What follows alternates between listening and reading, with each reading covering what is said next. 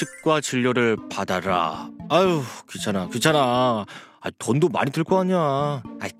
다음에 가자. 다음에. 민수 씨, 이번에 그 건강 검진 받은 거 이상 있는 거 있나? 나는 여기 내장 지방이 있다네. 운동해야지 뭐 적었어. 저는 별거 아니고요. 그 치주 질환이 좀 있어서 구강 검진을 받으라고 하더라고요. 그래. 그러면 그 치과 가겠네. 치과. 그렇긴 한데 뭐 사는데 별 불편함도 없어가지고 가야나 싶어요. 밥도 얼마나 잘 먹는데요. 제가 그 지난번에 간장게장 막 씹어 먹는 거 보셨죠? 요즘 내가 피곤한가? 아우 피가 나오네. 진짜 치과를 가봐야 하나. 잘 먹던 냉수도 왜 이렇게 이가 시린 거야? 민수씨, 표정이 왜 이래? 왜 이렇게 어두워? 어디 아파? 그게 아니라요. 요 며칠부터 이가 좀 아프네요. 치통이 좀 있어요. 내가 지난번에 치과 얘기했잖아. 치과 진료 받으라고 나온 데는 다 이유가 있는 거라고. 민수씨, 너무 자신 있는 거 아니야? 가야 돼, 치과. 그러게 말이에요. 그때 갔어야 됐는데. 그게 벌써 몇 달 전이에요. 이번에 진짜 가봐야겠어요. 구강검진. 구강검진 받으러 오셨다고요? 네, 2달 전에 제가 건강검진을 했는데요. 치과에서 검진 받아보라고 했거든요. 2달이나 있다 오신 거예요? 그 사이에 치주 질환이 많이 생겼어요. 충치도 커지고요. 그래서 구강검진은 대충 하면 안 된다니까요. 차근차근 치료해봅시다. 구강검진을 미루다 질병을 키운 30대 남성의 사연이었습니다. 오늘 활기찬 클리닉에서는 구강검진을 대충 하면 안 되는 이유에 대해서 알아봅니다.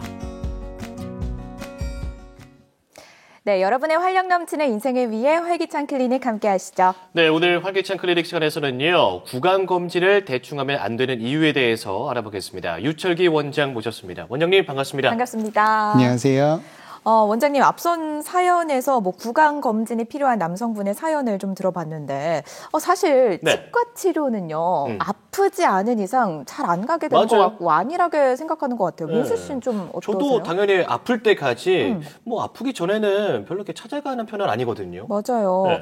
이렇게 또 구강 검진은 그냥 아플 때 치과 치료 받을 때만 받으면 되지 않을까라는 생각이 드는데 말씀해 주시죠. 네, 이제 많은 분들이 보통 구강검진을 받으러 올 때 치아가 아프거나 잇몸이 불편해서 받으러 오시는 경우들이 많습니다. 네. 그렇죠. 근데 하지만 구강검진은 단순히 치아에 문제가 있어서 오는 치료 중심의 치료보다는 문제를 미리 사전에 예방하고자 하는 예방 중심의 치료라고 생각하시는 게 좋을 것 같아요. 구강은 우리 몸 건강의 시작점이라고 할 수 있는데 단순히 음식을 씹고 소화만 돕는 것이 아니라 여러 질환과도 연관이 있습니다. 특히 이제 당뇨가 있으신 분들은 잇몸 질환에 걸리기 쉬우시고요. 또 반면에 잇몸 질환이 있으신 분들은 혈당 조절이 잘 안 된다고 하십니다. 이런 연관성을 조기에 파악하려 그러면 정기적인 구강검진이 꼭 필요하다고 할 수 있습니다. 구강은 우리 몸 건강의 시작점이다라는 말이 너무나 가슴에 와닿는데요. 정기적인 건강검진을 하면 좀 어떤 질병을 좀 저희가 발견할 수 있습니까? 네, 이제 구강검진을 통해서 알 수 있는 것은 생각보다 굉장히 다양한데요. 이제 충치나 잇몸 질환 같이 이제 흔히 알 수 있는 질환뿐만 아니라 입안에 생기는 이제 염증이라든지 궤양 이런 것도 볼 수 있고요. 틀니를 오래 쓰게 되면 곰팡이균이 생기게 됩니다. 곰팡이균의 감염도 알 수 있고요. 구강암을 초기에 발견할 수도 있고 턱관절 문제도 볼 수 있고요. 이갈이나 구취같이 평상시의 생활 습관도 체크를 할 수 있습니다. 특히 이제 정기 검진을 하게 되면 예전과 비교가 가능하기 때문에 예전에 비해서 어떤 상태인지도 잘 알 수 있게 되고요. 당뇨나 위산 역류 같이 이런 질환이 있으신 분들도 구강 내에서 나타나기 때문에 조기에 검진이 가능합니다. 구강을 통해서 우리 몸의 건강 상태를 진단할 수 있을 것 같아요. 그런데 저는 앞서 말씀하셨던 것 중에서 구강암, 이 질환도 초기에 발견하면 좀 치료가 쉬워지는지 궁금한데요. 네, 구강암이라고 하면 참 무서운데요. 무서워요. 구강암도 초기에 발견을 하면 네. 치료가 훨씬 쉽고 생존율도 높습니다. 실제로 초기 구강암 같은 경우에는 생존율이 이제 5년 생존율이 80에서 90%에 달하지만 늦게 진행성으로 발견된 경우에는 30% 이하로 떨어지게 됩니다. 이제 그만큼 이제 조기 발견, 구강 검진이 좀 중요하다고 생각할 수 있는데요. 네. 이제 치과에서 이제 진행하는 구강 검진 같은 경우에는 단순히 치아만 보는 게 아니라 입안 전체를 보게 됩니다. 그러니까 예를 들어서 혀나 잇몸, 네. 입천장, 그리고 혀밑 같은 구강 전화, 뺨, 입술 같은 곳을 보게 되는데요. 네. 눈으로 확인을 하고 이상이 있다 그러면 촉진 검사도 하고 네. 그리고 나아가서 조직 검사나 영상 검사까지 할 수 있게 됩니다. 이제 문제는 구강암은 초기에는 증상이 잘 없고 네. 자각이 잘 안 된다는 건데요. 이제 제가 말씀드리는 증상들이 2주 이상 지속이 됐다고 하면 네. 한번 구강 검진을 받아보시는 게 좋을 것 같아요. 오, 말씀해 주세요. 천천히 말씀해 주세요. 네, 입안에서 네. 잘 낫지 않는 궤양, 그러니까 궤양. 입이 허는 거, 이게 네. 잘 낫지 않는다든지 하얗거나 붉은 반점, 저희가 이제 홍반증, 백반증이라고 불리는 건데 네. 이런 증상들이 나타난다든지 아니면 설명을 할 수 없게 갑자기 통증이 나타난다든지 이물감, 아니면 갑자기 저린 증상 네. 이런 게 나타나거나 네. 말하거나 음식을 삼킬 때 힘들고 아프고 불편감을 느낀다든지 네. 입안이나 혀에 갑자기 혹이나 덩어리가 느껴지는 경우 그리고 치아가 갑자기 흔들리거나 잘 사용하던 틀니가 갑자기 잘 맞지 않을 때 네. 그리고 턱이나 목 같은데 혹이 막 느껴진다 그러면 검진을 받아보시는 게 좋을 것 같아요. 네. 특히 흡연을 하시는 분들, 40대 이상의 남성분들, 네. 음주가 잦으신 분들, 잇몸 질환이 자주 발생하시는 분들은 자주 꼼꼼히 검진을 받으시는 게 필요합니다. 저희가 매주 활기찬 클리닉을 하면 늘 나오는 그 원인이 흡연입니다. 흡연. 맞아요. 음주. 흡연자 그렇죠. 네네. 과도한 음주 하신 분들은 늘 이렇게 나오거든요. 맞아요. 절대 금연하시길 바라겠고 그렇다면 구강 검진을 뭐 1년에 한 번 정도 하면 괜찮을까요? 보통 저희가 구강 검진을 네. 권유할 때 6개월 주기를 6개월. 권유를 드립니다. 네네. 이제 충치나 잇몸 질환 같은 경우는 빨리 진행되는 게 아니고 서서히 진행되기 때문에 증상이 나타났을 때는 이미 진행이 된 경우가 많아요. 네. 특히 잇몸 질환 같은 경우는 초기에는 증상이 잘 없기 때문에 자각을 하지 못하는 경우가 많습니다. 이때 이제 정기 검진을 통해서 조기에 발견하면 간단하게 치료를 통해서 할 수 있어요. 근데 모든 분들이 네. 6개월 주기로 검진을 받으시라고는 말씀은 안 드립니다. 네. 네. 왜냐하면 개개인의 구강 상태가 다 다르기 때문인데요. 만약에 예를 들어서 임플란트나 틀니가 있으신 분들은 6개월보다 짧게 한 3개월에서 6개월 사이 간격을 추천을 드리고요. 네네. 그리고 치주질환 병력이 있으시거나 잇몸 출혈이 자주 나시는 분들, 이런 분들도 염증 재발 확인을 위해서 좀 더 짧은 주기로 검진을 받으시는 게 좋고 네. 또 아까 앞에서 말씀드린 것처럼 흡연하시는 분들, 스트레스가 많으신 분들도 좀 잇몸 질환에 이완되기 쉽고 구강암의 확률이 좀 더 높아지기 때문에 짧게 받으시는 게 좋아요. 반대로 민수 씨처럼 구강 상태가 아주 좋으신 분들은 12개월 주기로 받으셔도 크게 문제가 없습니다. 네네. 이제 보통은 앞에서 말씀하신 것처럼 증상이 없으니까 구강검진 안 받아도 되겠지 이렇게 생각을 하시는데 맞아요. 이제 보건복지부나 건강보험공단에서 조사한 바에 따르면 정기적인 구강검진을 받으시는 분들이 그렇지 않으신 분들에 비해서 치아의 상실률이 훨씬 떨어지고 보철도 유지가 잘 된다고 합니다. 이는 구강검진은 단순히 치료를 위해서 가는 게 아니고 치아를 오랫동안 잘 유지하기 위해 하는 것이다라고 생각하시면 좋을 것 같아요. 전 또 궁금한 게 저는 또 교정을 했잖아요. 그러셨어요? 했는데 이 안에 유지 장치가 있단 말이죠. 이렇게 유지 장치를 평생 하시는 분들도 많이 계실 것 같은데 이런 분들은 좀 주기를 어느 정도 설정을 하고 검진을 받는 게 좋을까요? 네, 저도 교정을 해서 네. 유지장치가 입안에 있어요. 네. 그러시군요. 유지장치는 계속 갖고 가시라고 말씀을 드리는데 네. 아무래도 입안에 치아가 아닌 다른 철사가 있기 때문에 그 부위에 치석이 잘 껴요. 그래서 6개월 주기보다는 네. 조금 더 짧게 저는 보통 4개월 주기 1년에 3번 정도 오셔서 잇몸 상태도 좀 잘 보고 치석이 좀 꼈다 그러면 청소도 좀 하고 이렇게 말씀을 많이 드립니다. 그렇군요.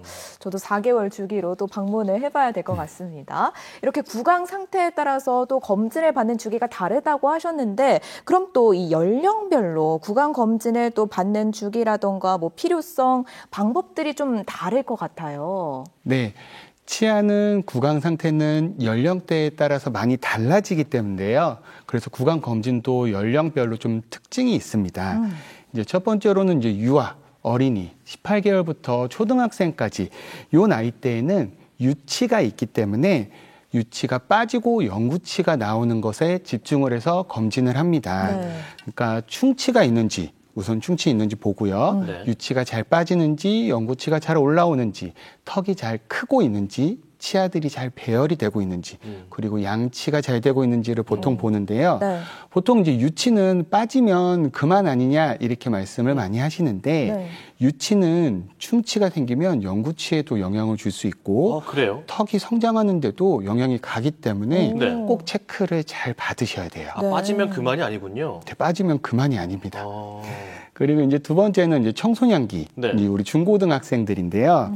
이 시기에는 유치가 다 빠지고 영구치가 자리를 잡는 시기예요. 그러다 보니까 이제 교정도 생각을 하게 되고 맞아요. 사랑니가 잘 나는지도 보게 되고 그리고 양치를 잘하는지 또 주의 깊게 보게 됩니다. 네. 그리고 이 시기에는 청소년기이기 때문에 사춘기가 오죠. 네. 이제 호르몬 변화가 있어서 잇몸에 피도 많이 나고 그리고 단 음식을 잘 먹기 때문에 충치가 잘 생길 수 있어서 꼭 정기적으로 검진을 해야 돼요. 네. 그렇군요. 저는 아무래도 이제 중장년층이 좀 궁금하거든요. 좀 이제 통증이 있어도 오랜 시간 방치하고 나중에 병원 가서 큰 돈 쓰는 분들을 워낙 많이 봤어요. 네. 네. 청소년기 이후에는 또 어떤 부분을 좀 점검하게 되나요? 네, 이제 중장년층, 그러니까 30대부터 60대 분들은 이제 사회생활도 많이 하시고 네. 그리고 입안에 보철물 하나 정도는 다 갖고 계세요. 아, 그렇죠. 그렇기 때문에 주요 검진 항목은 이제 보철물이 잘 있는지 이게 이제 첫 번째가 될 것 같고요. 그리고 이 시기에는 충치보다는 잇몸이 안 좋아지는 경우가 많습니다. 네. 그리고 치주 질환도 보게 되고요. 이갈이가 있으신 분들도 있어서 치아가 마모가 많이 되었는지 그리고 교합이 그러니까 잘 씹히는지 사랑니에 문제가 없는지도 많이 보게 되는데 이제 보통 크라운을 씌우게 되면 이제 이 시기에는 크라운을 씌우신 분들이 한두 분씩 계시는데 크라운 씌우면 이제 난 충치 안 생기겠다 이렇게 생각하시는 분들이 많은데 실제로는 크라운 속에서도 충치가 잘 생기기 때문에 꼭 검진 받으셔야 됩니다. 네. 그렇군요. 이제 다음으로는 이제 노년기 65세, 60세 이상 어르신들을 많이 말씀을 드리는데 이분들은 이제 치아의 개수가 좀 많이 줄어 있습니다. 네네. 틀니를 쓰시는 분들도 많고 임플란트를 하신 분들도 많습니다. 그렇기 때문에 틀니나 임플란트 같은 보철물 그리고 구강암의 확률이 높아지기 때문에 조기에 보게 되고요. 네. 그리고 구강 건조증 같은 질환이 많이 생기기 때문에 이런 것도 체크를 많이 하시게 됩니다. 네.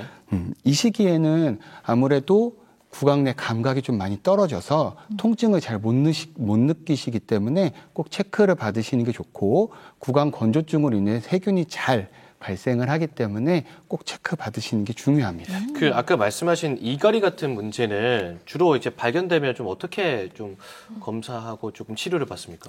자, 이갈이 같은 경우에는 여러 가지 원인이 있을 수 있는데요. 네. 우선 저희가 이제 씹는 이 턱 근육이 너무 강해서 네. 무의식적으로 많이 움직이기 때문에 그런 경우가 있는데 이런 경우에는 턱 근육에 첫 번째 보톡스 치료를 생각해 볼 수 있고요. 네. 그리고 이제 두 번째는 보톡스로도 해결이 어느 정도 안 된다 하면 밤에 끼고 자는 나이트 가드, 이갈이 방지 장치를 끼고 자게 됩니다.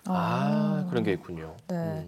이렇게 또 연령대별로 필요한 검진 방법들 살펴봤는데 보통 이렇게 대개 구강 검진을 하면 또 어떤 진료들을 받는지 구체적으로 소개해 주셔도 좋을 것 같아요. 이제 구강 검진을 하면 앞에서 말씀드린 것처럼 단순히 충치가 있냐 없냐만을 보는 게 아니고 입안 전체를 다 보게 되거든요. 네. 그래서 첫 번째로는 당연히 치아를 먼저 보게 됩니다. 치아에 충치가 있는지, 치아가 마모가 되어 있는지, 네. 그리고 크라운이나 임플란트 같은 보철들이 잘 있는지 이런 거를 처음에 이제 보게 되고요. 두 번째는 잇몸을 체크하게 됩니다. 네. 잇몸을 보통 우리가 치주 검사라고도 하는데요. 치석이 얼마나 쌓여 있는지, 피가 자주 나는지를 보게 되고 잇몸이 많이 안 좋다 그러면 치주낭 검사라는 것도 측정을 하게 됩니다. 이제 세 번째는 구강 점막, 혀를 같이 보게 되는데요. 입안에 헐어 있는 염증이 있는지 아니면 백반증, 홍반증이 있는지 그 외에 염증이 있는지 혀의 모양이나 색깔 같은 것도 보게 되고요. 네. 그다음에 이제 턱관절 교합 검사라고 하는데 아까 말씀드렸던 것처럼 이갈이가 있는지 아니면 뭐 입을 열 때, 닫을 때, 음식을 먹을 때 턱에서 소리가 나는지 아픈지를 보게 되고 마지막으로는 방사선 엑스레이 검사를 하게 되는데요. 이때는 숨어있는 충치가 있는지도 보게 되고 잇몸 뿌리 속에 염증이 있는지 임플란트 같은 주변에 염증이 있는지 이런 것들을 같이 보게 됩니다. 네, 그렇군요. 오늘은 구강 검진에 관한 이야기 나눠봤는데요. 이제 마지막 질문을 드려야 할 것 같습니다. 마지막으로 강조하고 싶으신 말씀 있다면 남겨주시죠, 원장님. 네, 치아는 평생 가야 할 소중한 기관입니다. 구강검진은 단순히 점검이 아니라 미래를 위한 투자라고 생각을 하시고 바쁘시더라도 꼭 구강검진 잘 받으시길 바라겠습니다. 네, 오늘 활기찬 클리닉에서는 구강검진을 대충 하면 안 되는 이유에 대해서 살펴봤습니다. 도움 말씀 주신 유철기 원장님 고맙습니다. 고맙습니다. 감사합니다.